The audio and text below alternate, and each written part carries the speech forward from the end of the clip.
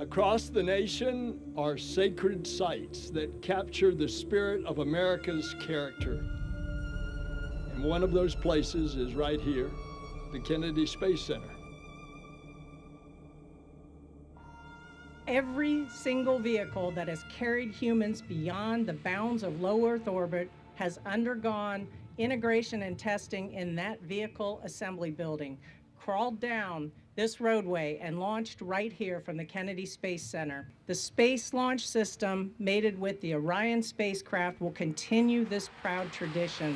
As soon as we roll out of the vehicle assembly building, High Bay 3, and the world gets a chance to see this rocket, I think it is going to be shocking. On March 17th, NASA took a giant step toward returning humanity to the moon. The fully assembled Space Launch System rocket and Orion spacecraft for the Artemis 1 mission made its debut outside the massive vehicle assembly building. We've seen the mobile launcher outside, and it's massive, but now add an over 300-foot rocket on top of it, it's just going to be amazing. Charlie Blackwell Thompson oversees the launch countdown, ultimately providing the go for launch. Entity, launch director, representing this team and all the men and women that have worked to make this day happen, I proudly give you a go to roll the Artemis launch vehicle to the pad. Ladies and gentlemen, the world's most powerful rocket right here. Once outside, the rocket began its nearly 4-mile journey to the pad, riding atop a 6.6 million pound crawler transporter, which was originally constructed to transport the Apollo moon rocket. In 1 year, we have completely stacked the vehicle. We've completed most of our testing, all very successful, and we are so close to launch, and the excitement is just crazy. Now NASA's new moon rocket is making the same journey the Saturn V took 50 years ago. And just as all eyes are on the SLS tonight as it makes its journey, in a few short weeks, all eyes are going to be on the sky as it rocks the space coast and takes its maiden flight around the moon. It is amazing to see the culmination of all of this work of many years from many industries and many people that have come and go, to have a chance to then now see their work going over to the pad and then launching to go to the moon. The rocket is rolling to historic Launch Complex 39B, its launch pad used for both Apollo and shuttle launches, sending hundreds of astronauts to space throughout the decades, and now on tap to send hundreds more as we return to the moon and venture beyond to Mars. But for this mission, there will be no astronauts on board. Before the uncrewed Artemis 1 stack can launch to our nearest celestial body, it has to travel to the pad for a wet dress rehearsal, a test to run the rocket, capsule, launch team, and launch pad through their paces, simulating a launch countdown. When we get to the pad team will be connecting all the interfaces between the pad and the mobile launcher so that we can go ahead and start our operations at the pad. So at that point, the launch director really takes over, and she will go down the sequence as if it was really a normal launch day. Wet dress rehearsal is essentially launch without a launch. It is to really, the reason we're doing it is to verify and validate all of the pieces that go into launch countdown.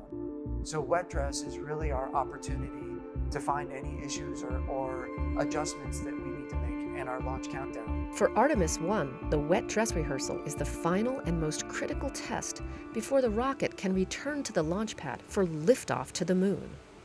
During the countdown, over 730,000 gallons of supercooled liquid propellants will be loaded into the rocket as part of the nearly 2-day launch countdown.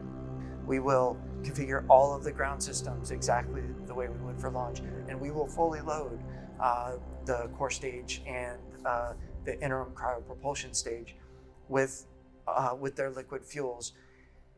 That'll be the first time that that's been done from here at Kennedy Space Center. There have been pieces of these things done in multiple different areas.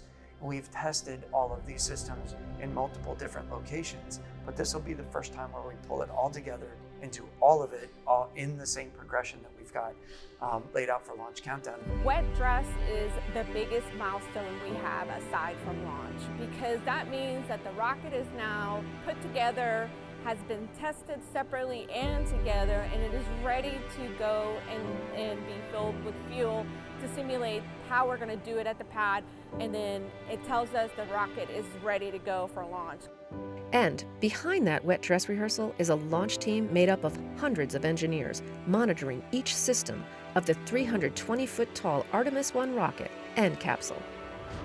Sitting in firing room 1 is the core launch control team, monitoring hundreds of launch commit criteria to ensure the ground systems and flight hardware are ready for launch. Now you would think that launch control team in firing room 1 is it, that's all you need.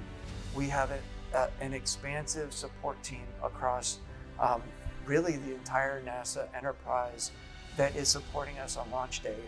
And that support spans the entire nation, from additional systems engineers sitting in Kennedy's Firing Room 2, to the flight control team at Johnson Space Center in Houston, to the contractors responsible for designing and building each segment of the rocket and capsule. This team is really shaping up to be a great, very skilled and ready to operate and execute launch for Artemis 1. With the Artemis 1 launch team now fully certified and the wet dress rehearsal complete, SLS and Orion are ready for their final pit stop, returning to the VAB before venturing back to Launch Pad 39B for liftoff.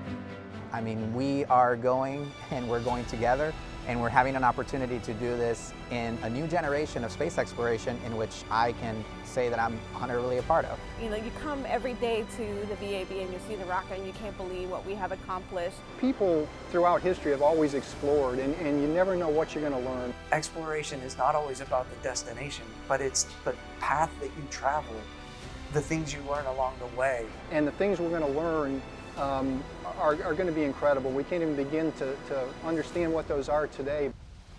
Our workforce has been a relentless spirit.